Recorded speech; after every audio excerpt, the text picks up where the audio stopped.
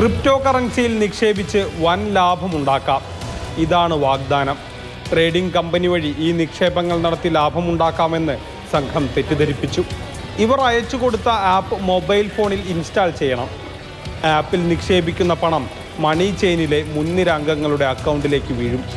അപ്പോൾ മാത്രമേ ഇതൊരു മണി ചെയിനാണെന്ന് നിക്ഷേപകർ പോലും തിരിച്ചറിയൂ. പണം നിക്ഷേപിച്ചവർ വീണ്ടും ആളുകളെ ചേർക്കണം. എങ്കിൽ മാത്രമേ നിക്ഷേപത്തുക തിരികെ ലഭിക്കൂ. കുറച്ചു പേരെങ്കിലും പണം തിരികെ ലഭിക്കാൻ ആളുകളെ ഇതിലേക്ക് ചേർത്തി. പക്ഷേ 1 രൂപ പോലും ആർക്കും തിരിച്ചു കിട്ടിയില്ല. 1 ലക്ഷം മുതൽ 20 ലക്ഷം വരെ നഷ്ടപ്പെട്ടവരുമുണ്ട്. ചെയിനിലെ മുകൾ തട്ടിലുള്ളവർ ലക്ഷങ്ങളുടെ സമ്പാദ്യവും ഉണ്ടാക്കി.